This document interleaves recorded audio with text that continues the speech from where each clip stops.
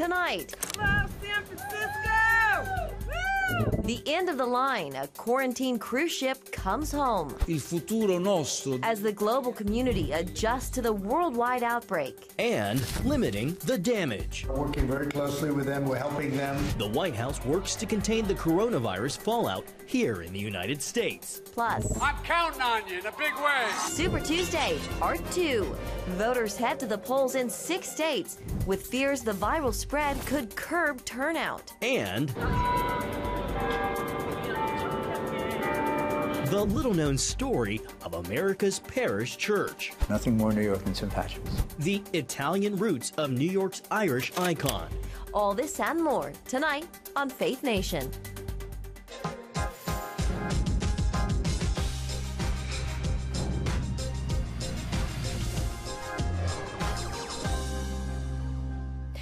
Damage control as health officials scramble to contain the coronavirus. Welcome to Faith Nation. I'm Jenna Browder. And I'm John Jessup. Tonight, New York activates the National Guard. The state establishing a containment area outside New York City, closing schools and other facilities to stem the spread of COVID-19. And tonight we have team coverage of the global community as it grapples with the viral spread. Capitol Hill correspondent Abigail Robertson is on the Hill with the latest on lawmakers now under self-quarantine. White House correspondent Ben Kennedy has the national response from the administration, but we begin with senior correspondent Eric Phillips. Eric, what more can you tell us about the 1-mile containment zone just outside of the Big Apple? Well, John and Jenna, this is happening in New Rochelle, New York, which is about 25 miles outside of New York City. There are more than 100 confirmed cases of COVID-19 in that one area alone. New York Governor Andrew Cuomo says there will be more testing there. The National Guard will move in, and schools and other large facilities like churches and community centers will be closed for 2 weeks. New Rochelle at this point is probably the largest cluster in the United States of these cases. And it is a significant issue for us. Vigilance is the order of the day in New Rochelle and around the world. Italy instituted a nationwide lockdown with restrictions on travel in and out of the country. The normally busy streets of the capital city of Rome are quiet. In Iran, about 300 people have died and more than 8,000 diagnosed with COVID-19. In France, the call center of a Paris hospital has seen calls jump from 3,000 to 6,000 a day. Tuesday, Chinese President Xi Jinping visited Wuhan, the epicenter of the outbreak, noting improvements in numbers of new cases. The Pentagon is monitoring the progress of the virus as well, taking necessary precautions. Even during a press briefing there Tuesday, we saw much more spacing between reporter chairs than normal. We've not yet seen any dramatic reduction in readiness or ability of our forces based on COVID-19. The Navy Times reports the Navy's boot camp in Great Lakes, Illinois is barring the public from attending graduations because of health risks related to the coronavirus. In the state of Kentucky, the governor announcing new cases. As of this morning, we have 6 confirmed cases of the coronavirus in Kentucky. But that number is expected to grow. Passengers of the Grand Princess cruise ship, where more than a dozen crew members tested positive, were moved off the ship Tuesday. Americans led into quarantine. And several universities are canceling in-person classes and opting for online instruction to reduce the risk of spreading the virus. The virus is also impacting the world of sports and entertainment. The Ivy League has canceled men's and women's basketball tournaments, and television game shows Jeopardy and Wheel of Fortune will tape without studio audiences because of the outbreak. John and Jenna. All right, Eric, thank you. Well, tonight, President Trump is urging Americans to stay calm. Today, he met with leaders of 10 health insurance companies. He was also on Capitol Hill trying to win support for proposals to counter coronavirus. Ben Kennedy is at the White House with the latest, including an update on the president's health. Ben? Well, John, Jenna, President Trump says he's okay, but the incoming Chief of Staff, Mark Meadows, along with several members of Congress who have had contact with President Trump, are now self-quarantined.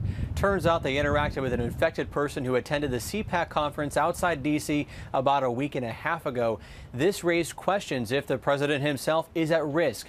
The White House released a statement in part saying the president has not received COVID-19 testing because he did not have prolonged close contact with any known confirmed COVID-19 patients, nor does he have any symptoms. I don't think it's a big deal. I would do it. I don't feel that any reason. I feel extremely good. I feel very good.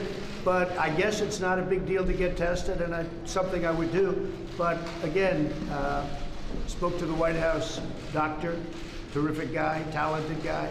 He said he sees no reason to do it. There's no symptoms, no anything. Now, moments ago, as John and Jenna were just talking about, the commander-in-chief sat down with health insurance companies that have agreed to waive copays and no surprise billing from coronavirus testing. President Trump also promised a big stimulus package. He is discussing that with lawmakers. It would include a payroll tax cut, loans for small businesses, and even helping the airline, cruise, and hotel industries. We are working very closely with the cruise line industry. And very, very closely. They're taking very strong steps in terms of people going on and going off, but they're spending a lot of money, and they are working very hard, and we're going to be helping that industry. Likewise with the airline industry, they're taking very, very strong steps for people coming into our country, even getting off the planes. So we are working very closely with them. We're helping them. Bottom line, the president is trying to take steps to keep the economy going in the face of uncertainty, but critics of this proposal fear it could drive the deficit to $2 trillion or even more. John, Jenna?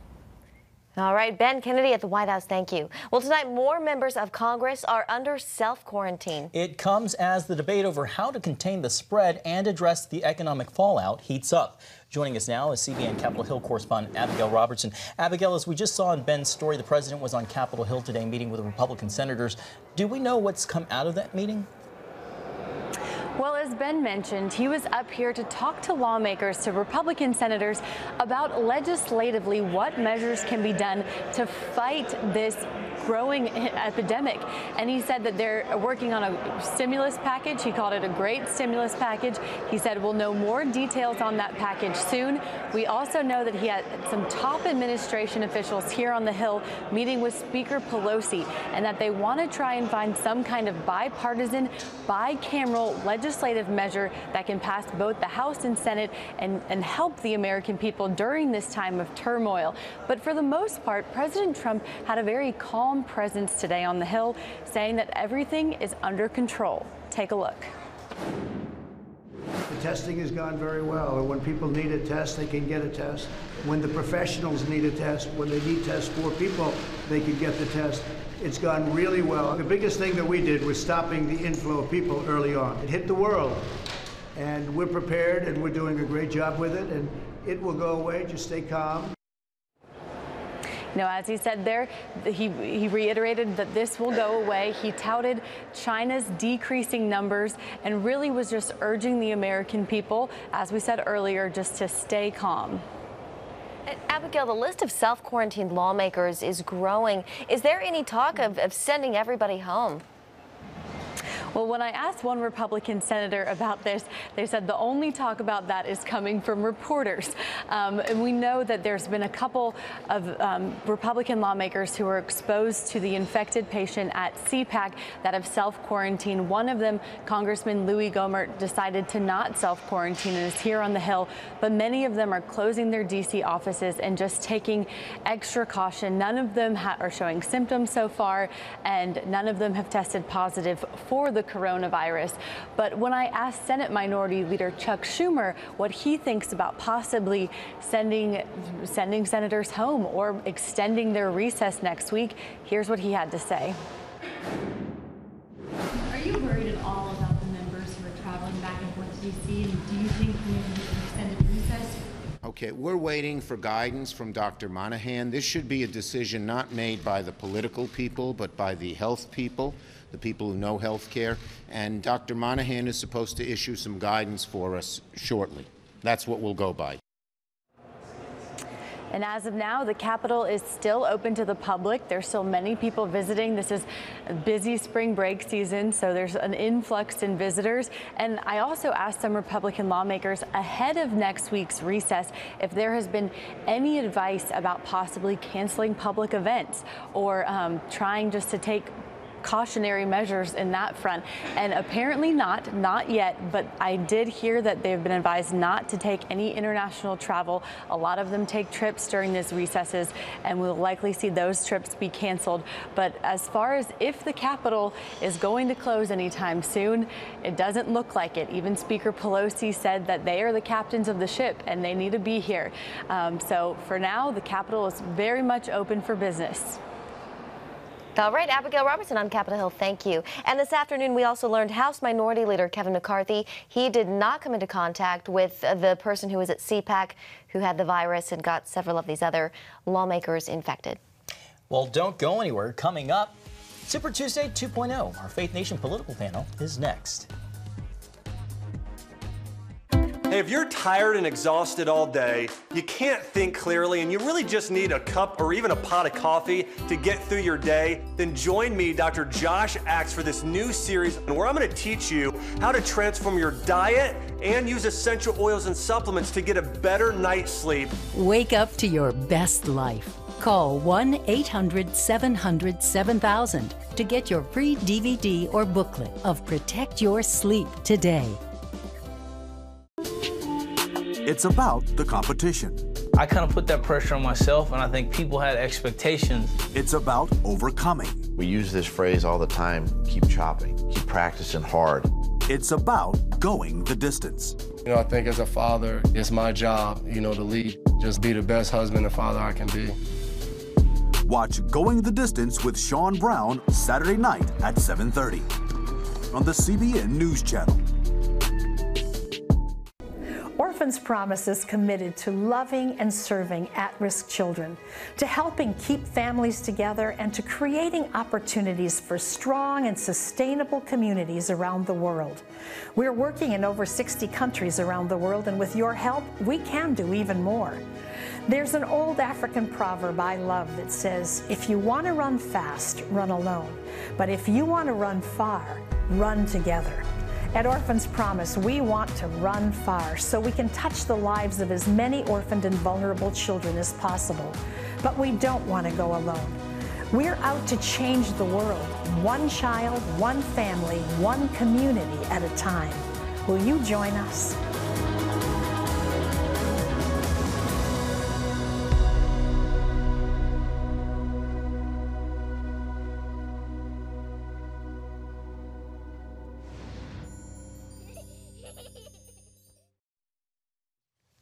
Well, welcome back. Another big test tonight for Democrats in the race for the White House. Yeah, call it Super Tuesday 2.0. Polls are getting ready to close in 6 states where voters cast their ballots today. This includes all-important Michigan.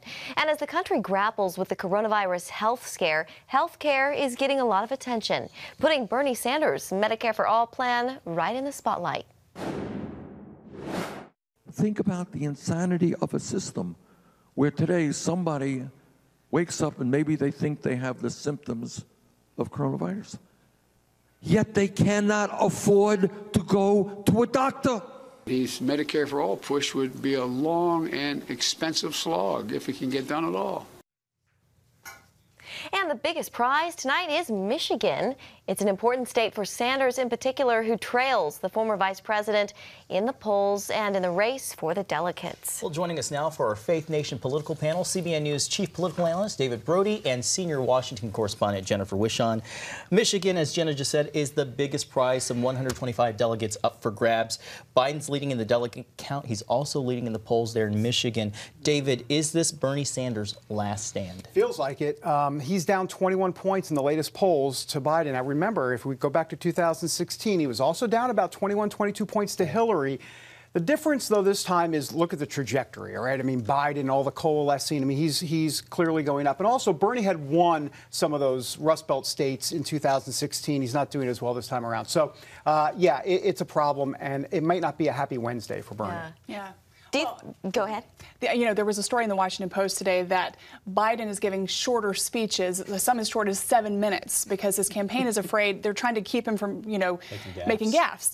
And so it might be something for Sanders to stick around for. Also, the news of the day, as we just saw, kind of plays to Bernie's supporters. I mean, they're not really concerned about the stock market plummeting, right? They're concerned about access to medical care. They're concerned about wage equality. They're concerned about, you know, certain people who may not have access to sick leave. So we'll see. Yeah, by the way, a good campaign strategy by Biden, folks. Here, I have an idea. 7 minutes speeches? Yeah, speak less.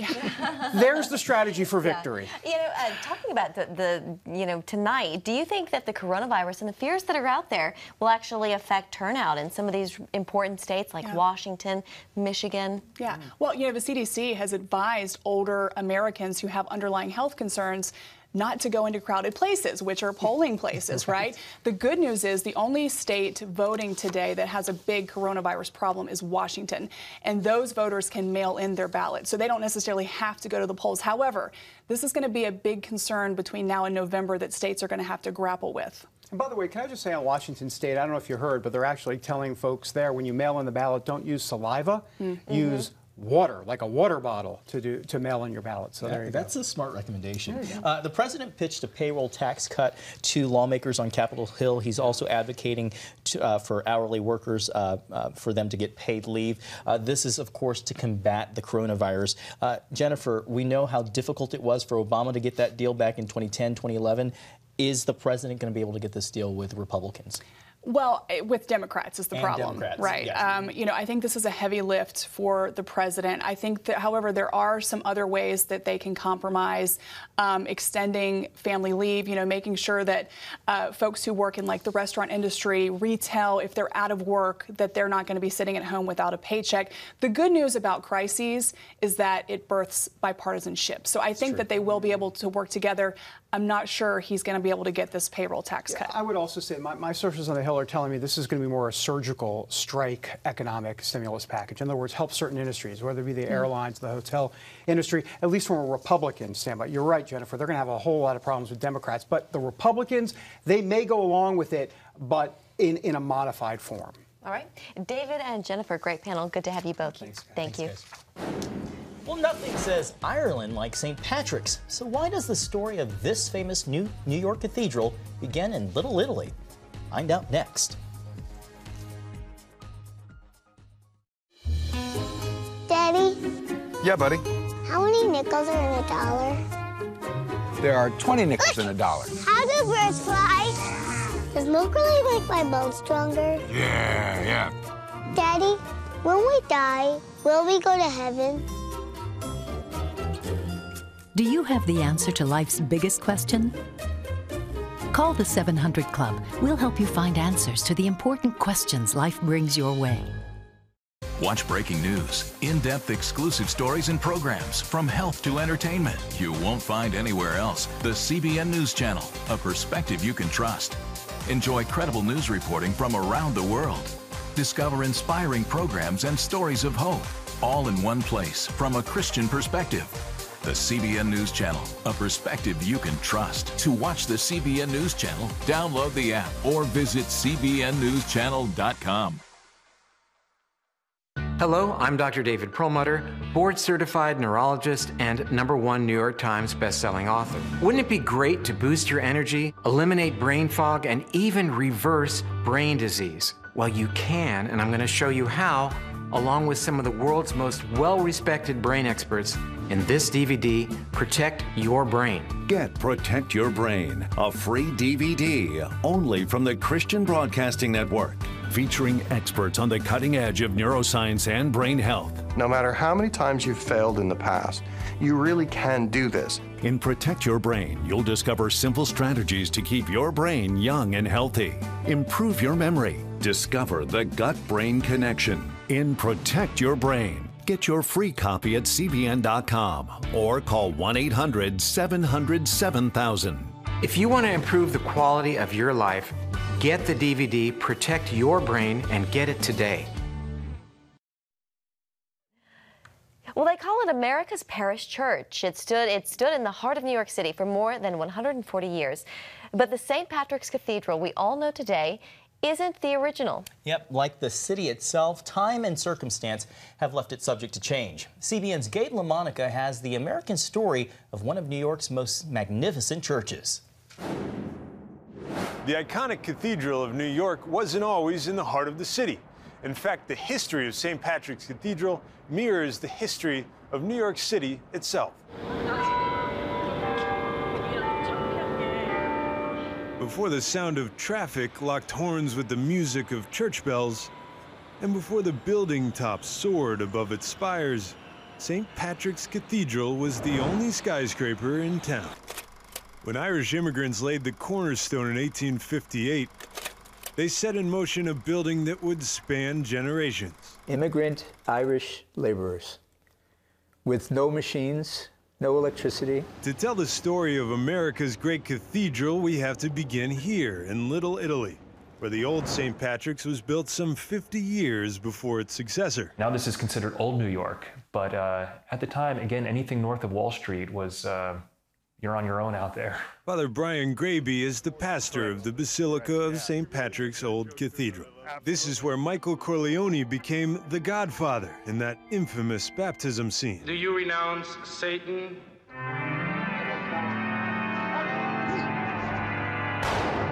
But before this neighborhood became known for its Italian roots, the Irish were the largest immigrant group here. They wanted to put their stamp on the diocese, and so what better way to do that than the iconic Irish saint?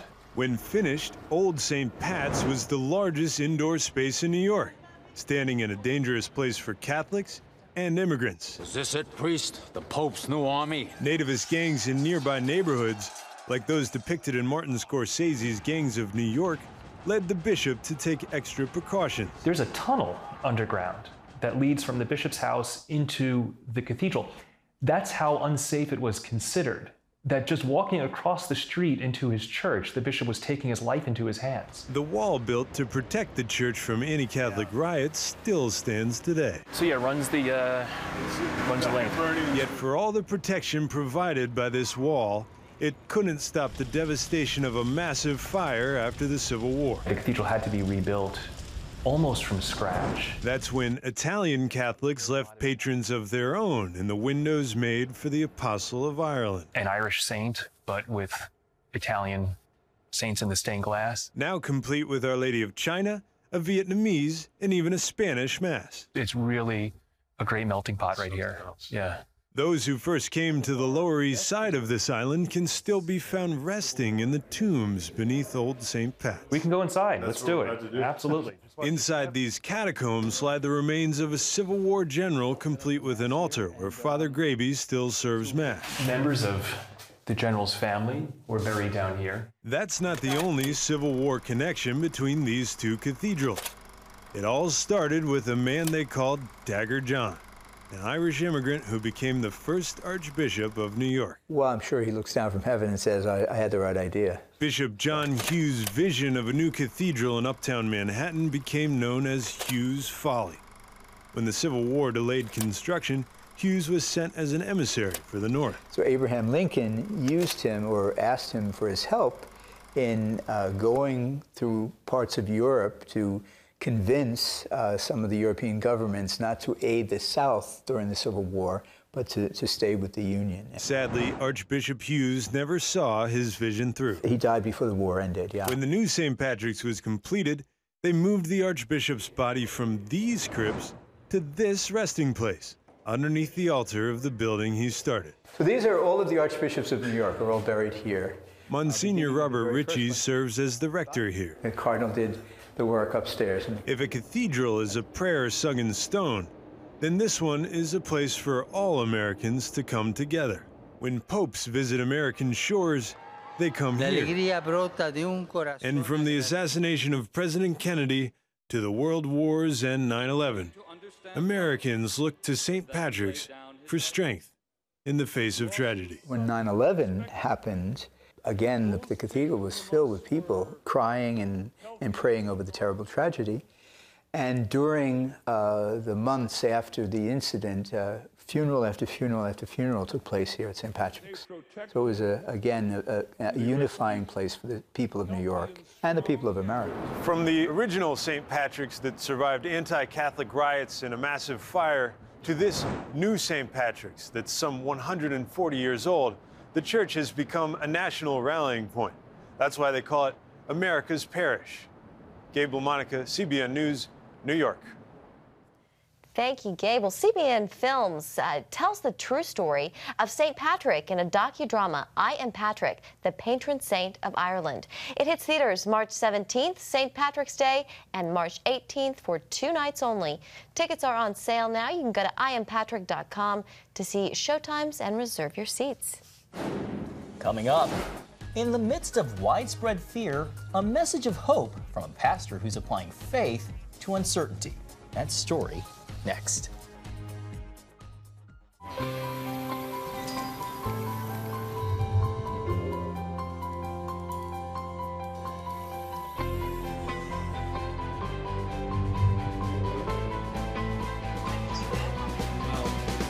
I am Regent's first ROTC graduate student.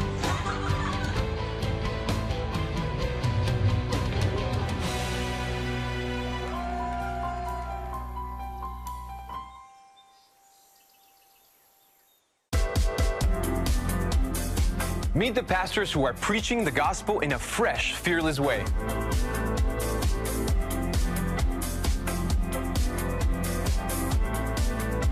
I'm Roberto Torres-Cedillo. Join me each week for Next Gen Voices.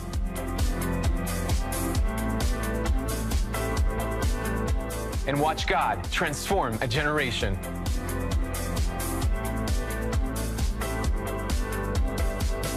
How'd you like to get a redo on your health, on your body, on your arteries, so you could have the energy you had 20 years ago?